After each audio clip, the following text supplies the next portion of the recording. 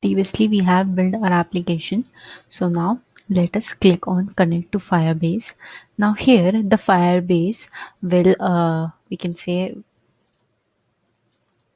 so the Firebase will transfer us to the Firebase console in our particular web browser. So click on add project. Now here we can see that WhatsApp clone, a project name that has been added. Okay, so this project WhatsApp clone will be added according to itself. Okay, so it is saying that I have reached the project limit of my account. So okay, so what I can do is I can change my account. So for that I am going to click on this. Okay, so if your account has reached out, so you can just sign out, and then I can sign in using a different account of mine. Okay,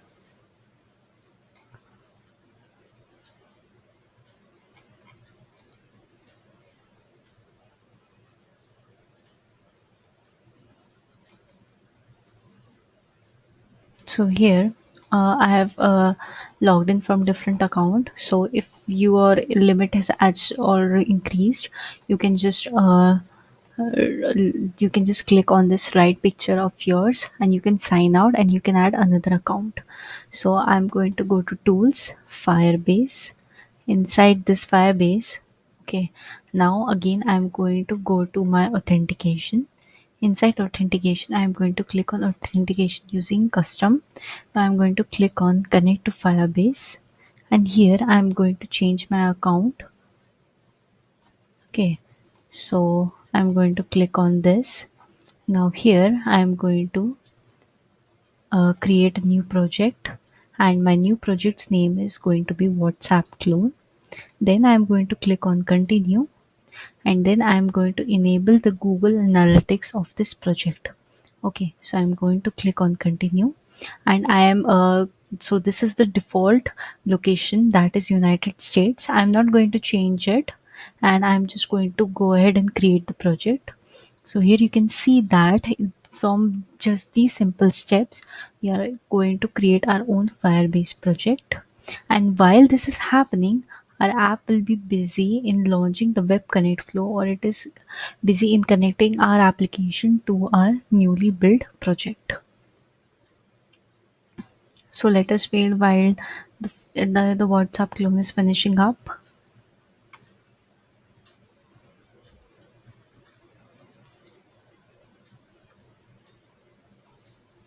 Okay, so here our WhatsApp project is ready. So here you can see that this is our WhatsApp project whose name is WhatsApp clone, and still the Android and the Firebase are connecting amongst themselves. So let us wait for a while. So you click on this connect. Okay, you can now use Firebase in your project. Go back to the Android Studio to start using one of your Firebase SDKs. Okay, so let us come here and we can see that we have connected to Firebase. Okay, so here you can see that your com.whatsapp is now connected. Okay, here we have built the notification. Let's go to tools. Sorry, we have got the notification.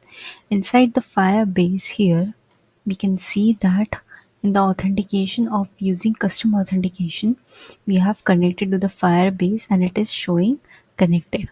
Now add Firebase authentication. Okay, so for that we have to apply this plugin. So click on accept changes and the project will build itself. Okay, so the project had been built itself. Now we have added here our Firebase authentication. Okay, now we also need real-time database. Okay, so we are going to click on this get started with real-time database, and I'm going to click on this add real-time SDK to your app, and here it will show us a dependency that it wants to add. So click on accept changes, and here also it will build the project itself. Okay,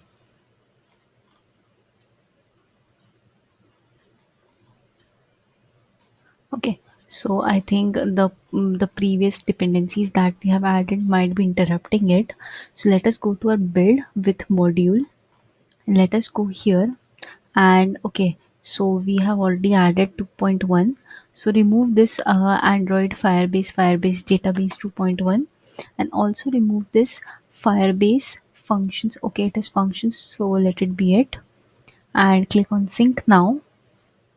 Okay, we already had a dependency of fire database, that's why.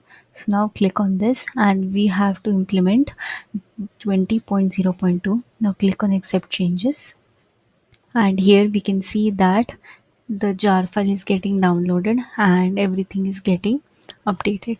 So here we have connected our Firebase to real-time database.